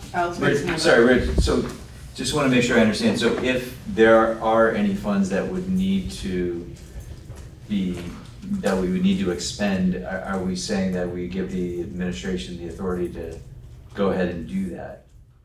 As long as we're guaranteed that as long as we've been told we're going to be awarded the grant, yes. Okay. Great, thank you. Again, though, that's how I felt that whole conversation went. Does anybody disagree with that? We're not going to expend the money and contract with them until we know we're going to get a grant. Right. Mm-hmm. And if we don't get a grant, but people feel this is a good thing to move forward, then Dan would have to make another motion to expend funds. Right. Okay. Hey, Greg, I guess you can go away. You can rub the sleep out of your eyes. You're all done, buddy. Thanks, That Greg. was an itch. I'm Much okay. appreciated. Thanks. Have a good one. So Yes. Laurie and Bob, are you doing, I'm sorry, Heidi, Laurie and Bob, are you guys doing the e-finance decision timeframe? Okay. Can I ask a question back to the last conversation first, just for clarity for us in the central Yeah. office? So, because, Emily is saying that this is probably going to be a competitive grant, The law says it. the law says it, so there is no guarantees with a competitive grant. So I guess what I'm asking is then, if we need to move on this in the summertime before you meet again in September, can the executive committee approve those funds to be expended with the intent that we apply for the competitive grant? No, my thought is we'll apply for the competitive grant. Once we're told that we've gotten it, then we can have the company move forward and do the work. We're not going to have the work done unless we know we're going to get the grant. So we might lose the vendor in that case, potentially. I don't know the timeline of things or anything like that, but I do know that getting grants in and through the AOE is not just apply one day and 2 weeks later get a answer. So I'm just cautioning that could be several months, to be honest with you. And if I could just add to that, the RFP part is pretty important to this then, because that'll give us a sense of exactly what it will cost, and then we can say whether we feel committed enough to move forward with it, whether we get the grant or not, but we aren't there yet because we don't know what the dollars are to do this. So I think the RFP is probably a good idea. And then if it seems reasonable enough, we may consider paying for it whether we get the grant or not. So much work has been done here already. I know we've done a lot. I think what Laurie's asking is, you want to keep the possibility for action open by authorizing the executive committee to maybe make a decision during the absence of between the meetings, I think is what you're asking. She is asking that, and I'm saying based on, we'd have to get numbers. If we're gonna do an RFP, which I think we agreed we were gonna do, Sure. then I think we should. Yeah, if we bring the RFPs to the executive committee and we know it's, $39,000. Yeah, 500. Then, can the executive committee do that? That's all. It's just a question that. Can anyway, but yeah. Yeah, okay, Yeah. that's all I wanted to know. Rich, that's up to you, whether you feel. We could have a motion to that effect, Rich, if you think it would be appropriate. It's kind of, what does everybody else feel? I would feel uncomfortable the executive committee approving that kind of expenditure without getting the full board. We, as an executive committee in the past, have felt something was good. We presented it to the full board, we've been approved, and we presented it to the full board and we've been turned down. Good point. So I guess if it comes down to it, we could always call a special meeting. Right. I think if it's competitive and there's only so much money and not everybody's getting it, I think the RFP definitely needs to spell out that if we get the grant or when we're notified of the grant. But here's a number, and if we get notified, then we will move forward and we'll tell you, go ahead and move forward. Mm-hmm. And once we get the RFPs back and it doesn't look like we're going to get the grant, we can go ahead and say to the entire board. And again, I think with Joe, we can have an emergency, or not emergency, but we can call a special meeting for, that one topic. Yep. Got it. Okay. Thanks for the clarification. Cool. You now want to talk about e-finance? Well, there's really, so I want to there's no possible action at this point, but an update, Sean Cousineau from the agency reported out that the 2-year extension is just waiting for the ink to dry. So we're set there. However, that does still, there may need to be a decision in the future. Although he made a comment, and I haven't been able to follow up or get a response yet, that from then on, they're going to approach this in 2-year chunks. And I'm not sure what that means, whether it means that the state is actually still considering staying, paying for e-finance and keeping it going for 2 years at a time, depending on how many districts stay with e-finance. I think that may be the issue. So I have a governance group meeting on the 28th, and I'll probably get some more information there. So I guess I would like to push this conversation to the retreat time frame, when we'll probably have more information and, we'll be doing a presentation, a financial, health update for the SU at that point as well. Does that make sense to everybody? Yeah, that sounds good. Okay. Meredith, can you just make sure there's a note about that in the minutes? So when we set the agenda, we can add that. So, Rich, my question is, so I think it's clear. Yes, I will. We're going through into the next fiscal year, continuing with e-finance. Correct. But are we now having to start to pay big bucks for it, or the state is actually, again, covering it for a 2-year period? For the 2-year period, Got it. and I'm not exactly sure what'll happen after that. That's what I need clarification on. At that point, I thought that we were going to either have to pay for it or switch to a different company, but he made that comment, and so I'm not sure. I need to dig in and find out what that means. Great, thanks. So, thank you, Laurie. You're welcome. If we're good, superintendent evaluation process for next year. This was Bob's first year being evaluated, and since he's got like 34 more of them, we thought maybe we would want to look at the process a little bit. And during the officers' meeting with the superintendent, there was some question about where some comments had come up, and I talked with Allison a little bit because she's the one who set up the form. So she was going to look into because everybody submits it electronically now. So we're gonna, at the next meeting, we're gonna discuss the process more specifically. But what I was hoping to do for tonight was get everybody thinking. If you have any questions or any topics that you think should be added to the evaluation, if you can let us know. If there's anything that you thought was just so ridiculous it shouldn't be there, if you could let us know.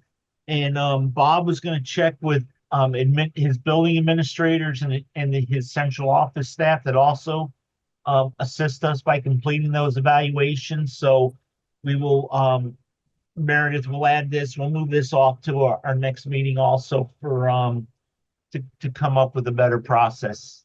Rich, just one thing to add, in the VSBA weekly newsletter that I forwarded you guys, there is a webinar. It's not till November, but it's a 1-hour webinar on effective evaluations equals successful superintendents.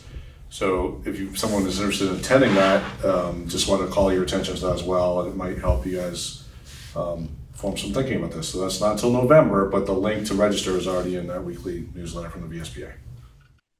Thank you, sir. Yep. Any discussion, any comments? Can we move on? Legislative update, district structure. Bob, this is the that committee that's looking at districts, I believe, is what we want to just get people to think about on this one.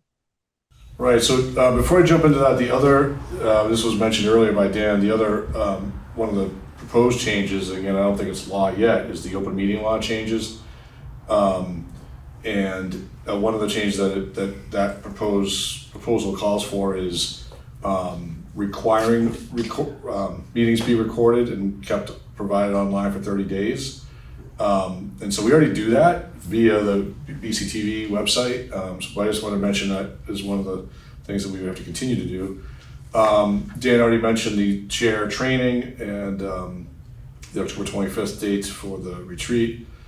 And then the last one was a requirement around the open meeting law violation notice for procedures have to be posted on websites by July 1. And so boards have to have that communication. It explains what the procedures are for reporting violations, I guess. The VSBA is working on that language and will send that to us once it's ready and we can use that. So that was just an open meeting law stuff I wanted to update you on. So yeah, I think we already covered the school construction stuff enough.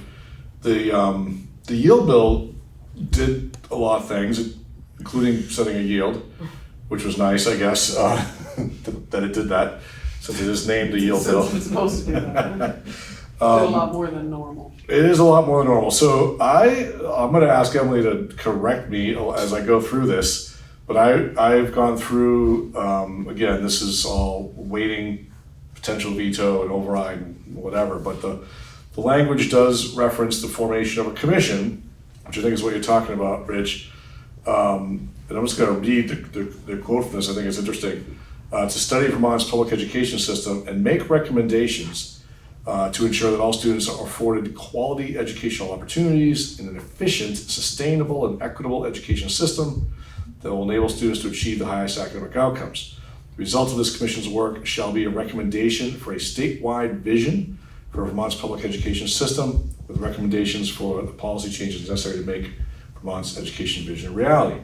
And I have a list of things that they've included in that consideration. I want to just read to you guys so you have that in your thinking. So one of them is about the AOE and the structure, the staffing, and the role of the AOE. It's going to be part of that consideration. Mm-hmm. Similarly, not so much with the staffing, but the State Board of Ed, it has some analysis of the State Board of Ed and the structure and role of that as well.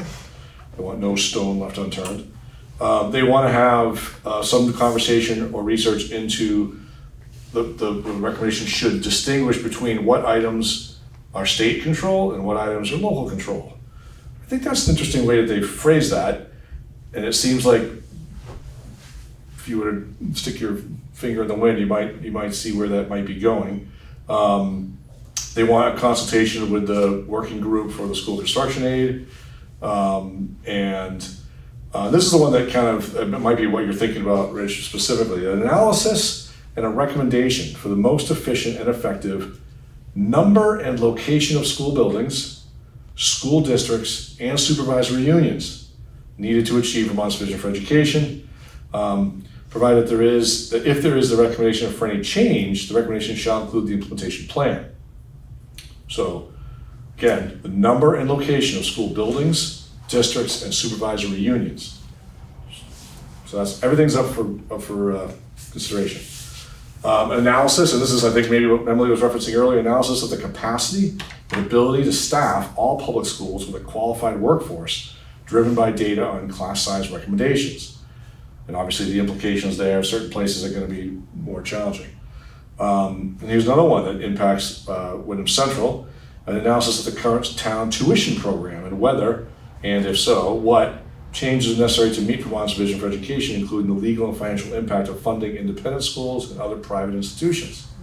So obviously Marlborough, River Valley, Stratton, and if Windham's vote goes a certain direction, Windham at their town meeting in June, could all be impacted by that. The Commission shall explore the efficacy and potential equity gains of changes to the educational finance system. So now we're talking about the finance system as well, including weighted educational opportunity payments as a method to fund public education. Mm-hmm. So Back to weighted educational opportunity system, payments. right? Mm-hmm. Sounds like a dollar amount they're Yeah. going to give you. Sounds like a block grant, right? Sounds like a block Yeah. grant. Sounds like a This block is grant. what they're supposed to be. exploring. looking into. Right. Right, Right. they, in the interest of no stone unturned. Right, we're looking at everything, but some things very specific. There was a proposal to do some very. Well, there was the Senate bill was quite a bit more extensive, right? And this is sort of the negotiated version So from the put House. that in there as Yep. a study. The report from this preliminary report is due basically at the end of this calendar year for the purposes of potential legislative changes in the next session that would involve funding. And the draft of the final report would be October of '25, with then a public comment hearing to have the final one set for December of 2025. So a year and a half out for a final report on this, but with a halfway point with some potential funding changes to go, recommendations to the legislature from them. So, is that what you're talking about, Rich? All that? Yep, you covered it all. I mean, I was gonna say it all, but you just did so much better than me, Bob. I have notes. So he just went over the whole bill. Yeah. Let me add one further thing that frustrates me is that I believe that the commission is made up of one educator, I think appointed by the School Boards Association. So so each of the Vs have a representative. Yeah, So the VSA, VSBA, right, VPA. yeah. Was the NEA on that? don't I remember think seeing so, it. yeah. Were they? Is there a Yeah. basketball? I don't remember there being a I don't vast one, remember but it. I the thought state there was. treasurer's office, so tax commissioner's Tax office, commissioner, yeah. the AOE, the commissioner, interim or otherwise. So And then another, a bunch of other people that were supposed to be referenced yeah, Yeah. in consultation with. It's a whole list. so one person from the Shall- Superintendent's Association, one from the School Right. Boards Association. That's a small voice in a large commission from my perspective. So that's what I got for you. But again, this is likely to be vetoed and potentially overridden. So, but yeah, all things are going to be looked at, and Yeah, I think NEA's in there. we'll see what happens. Yeah. NEA wasn't there. NEA is And he's there. and VASBO's in. Oh, Vasco was too. Okay, Oh, okay. good. I think Chair of the Census-Based Funding Advisory Group, Executive Director of Vermont Rural Education Collaborative, representative from Vermont Independent Schools, all the Vs, secretary, but there's a lot of, so just so you all know, what happened was, it was a commission that was set up, I think there were 20 some odd members of it. The Senate, when they took the bill on, they looked at it and made some major changes. And one of them was reducing, which I actually think was probably smart for them to reduce the number of people on the commission, the working group on the commission, and turn some of those positions into not actual positions, but requirement to consult with. So the Department of Mental Health, you know, you're required to. So anyway, they changed the structure of that. They also did other things. In the final days, we came to an agreement that they went back to the House, the Senate went back to the House position, but we agreed with reducing the number of people on this commission. So that's why it's reduced. We had to compromise somewhere, and that was a smarter compromise. But just so you all know, the division at the end between the House and the Senate was, we in the House truly wanted to make sure that this Commission on the Future of Public Education has its work done either prior to or at least in conjunction with the task force that's looking at education funding. The way the Senate had set it up was the funding was gonna come first, and we were not okay with that. So that, we did get that changed back to the House version. So this is what we got. Well, You did a thank good you, job. Emily, as always, for advocating on behalf of small rural Public schools, schools. yeah. Thank you, public schools, yeah. Thank you, Emily, from everybody. Folks, if we're good, I'm going to I'm going to bounce around a little bit. We got policy updates, and Allison is she looks like she's ready to fall asleep, and she was our policy chair. So I believe that we had voted to warn all these policies 1 through I think there's 34 of them. The list Does anybody have any comments, questions, or thoughts? Bob, can you confirm that these were posted and made available?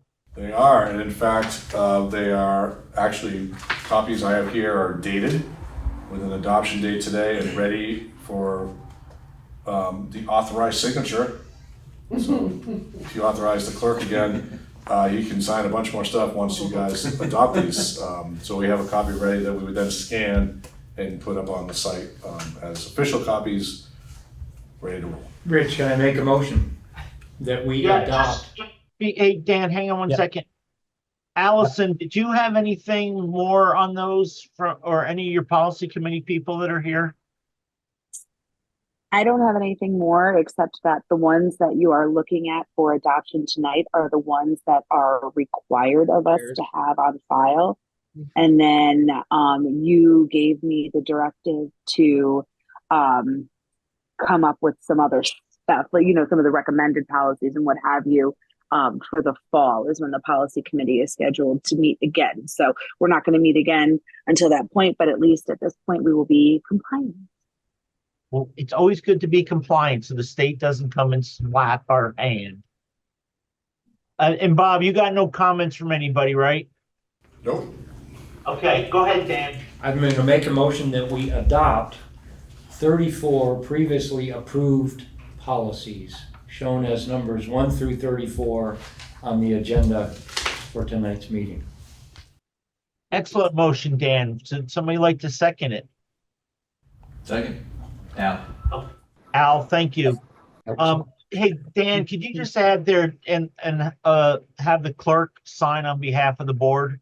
I will happily add to that motion that since the clerk is actually here, that he would be authorized, they would be authorized to sign the policy. Al, is that okay with your second still? He's too busy Yes, writing. yes. Yes, it is. Okay, I wouldn't start signing. I am not. He knows better. Okay, so is there any discussion? Hearing none, all those in favor say aye. Aye. Aye. It appears to be unanimous decision in the affirmative. It is. Congratulations, Policy Committee. So we have some other stuff we have to do. It's 5 of 9. Makeup of the WCSU board. So briefly,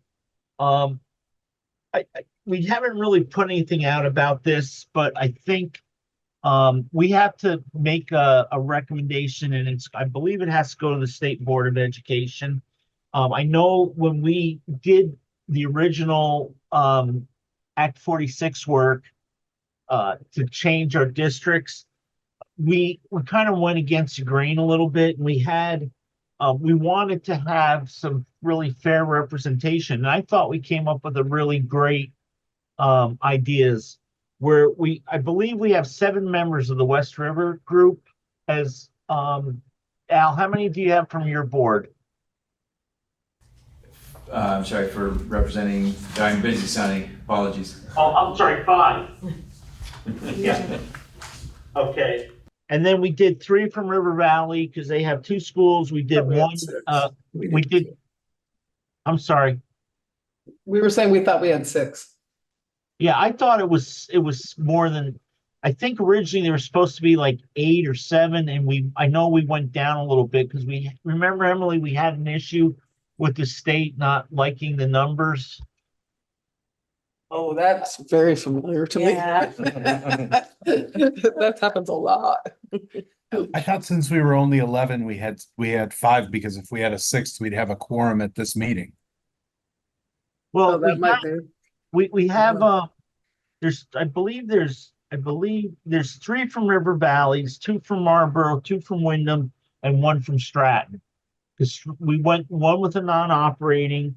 Windham and Marlboro both had 1 school, 1 town, so we went with 2. We gave River Valleys 3 because it was 2 towns, and they're running 2 buildings.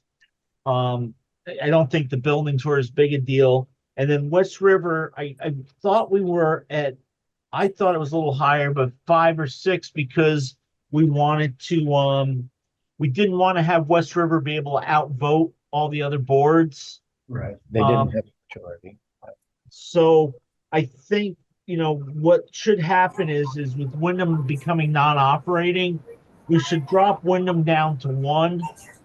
And even if so my thought was, even if there's 6 or 7, if there's, I'm sorry, if we drop Windham to 1, that gives us a total of 7 other board members. So I don't think we need to change anything, but just reduce Windham by 1. Does anybody have any thoughts or comments on that? Go ahead, Dana. Well, I was just wondering, are you thinking about dropping some of West Rivers? No, because we are 6. We are 6. you are 6. So again, then you've got 6 in West River, you got 3 in River Valleys, 2 in Marlboro, 1 in Windham, 1 in Stratton. So again, there's one more vote for the smaller districts than the big district, and I think that's fine. But I don't know if anybody has any different thoughts.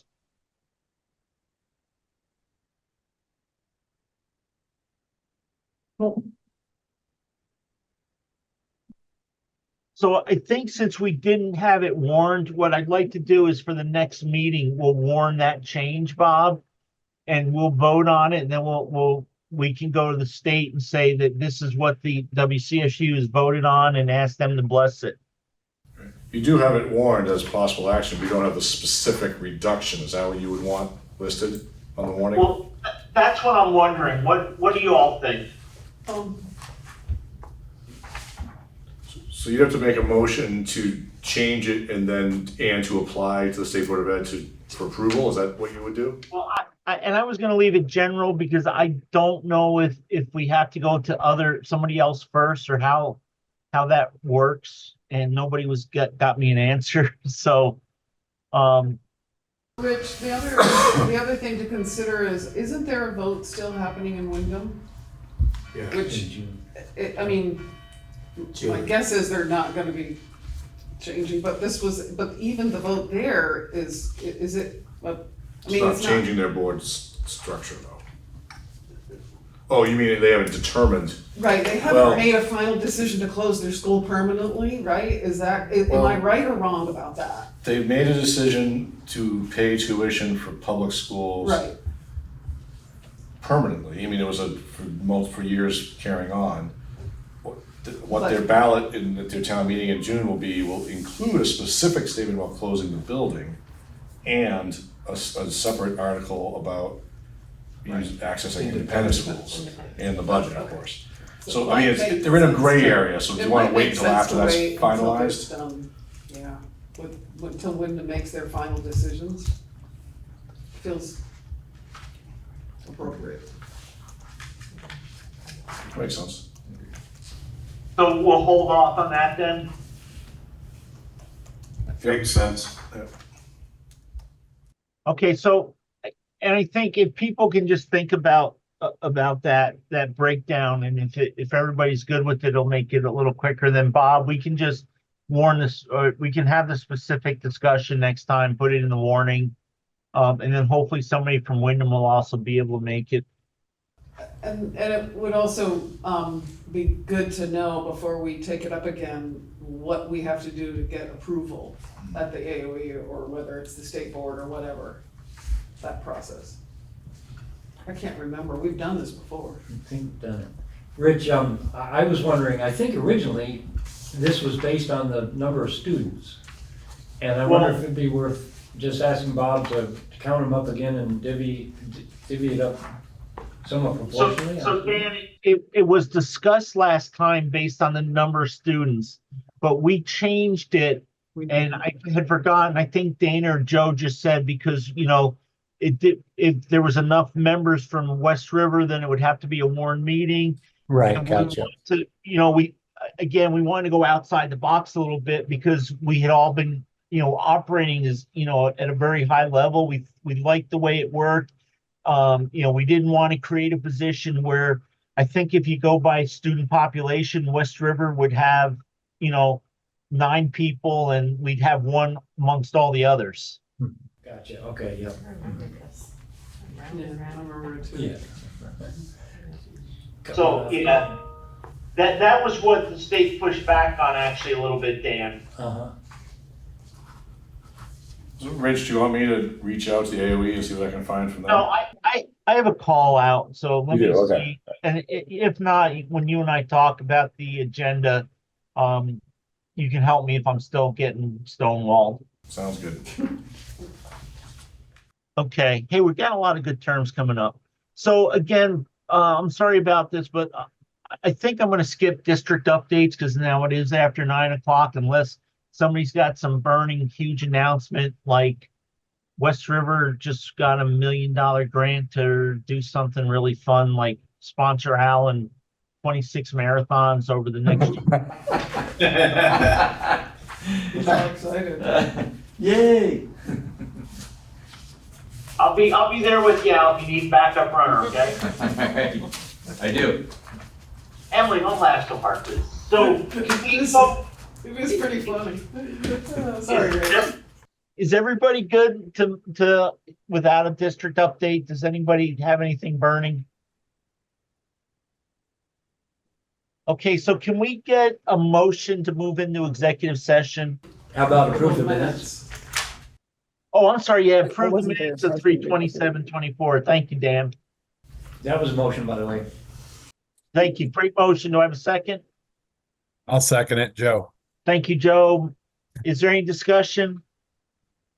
All those in favor, say aye. Aye. Anybody against, say nay. It appears to be unanimous decision in the affirmative. It is. We have approved minutes. How about executive session now, Dan?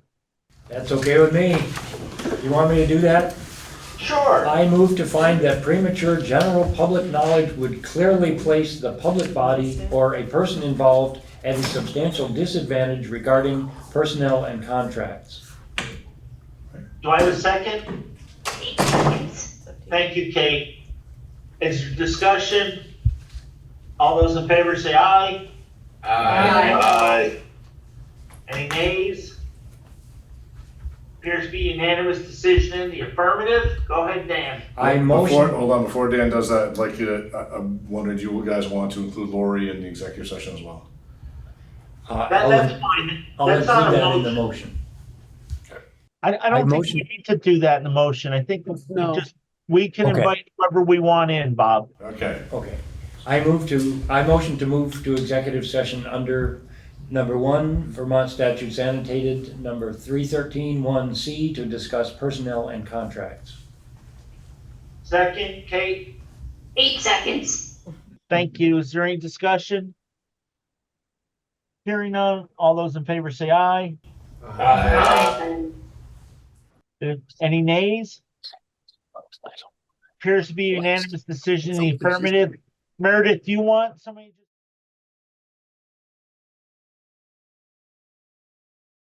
Oh, we're out of executive session at 9:12 p.m. by unanimous consent. And would somebody like to make a motion? Kate will make a motion to approve the contract as presented and approve for the clerk to sign tonight. Is there a I'll second? second that. For Director of Finance, do we want to specify Or- that? That's a great idea. Yes. I still second that. Thank you, Joe. So Kate moved and Joe seconded to have the clerk sign the contract for our new director of finance. And a name. Oh, Heidi came back in too, so she knew we were talking about her. Is there any discussion? No, except. Go ahead, Emily. We're happy. Yes. Thank you. Yeah. Thank you. Yes. Congratulations. Well, maybe. There's really big shoes to fill, so, but thank They're you. really not. Thank you. They're actually quite small. Hey, the one good thing is that we found out earlier you're not going to have to change the accounting system for at least a little while. That is a really good thing. Yeah. Yeah, so, but if there's no other discussion, all those in favor signify so by saying aye. Aye. Anybody opposed, say nay. Thank Congratulations, Heidi. Thank you, Rich. Okay, so I'm really sorry we went over. We had a lot of stuff, a lot of really good conversation. It's very awkward running a meeting from afar, but thank you, everybody. Is there a motion somebody would like to make? Motion to adjourn. Thank you, Allison. Second. I heard somebody second. Al, second.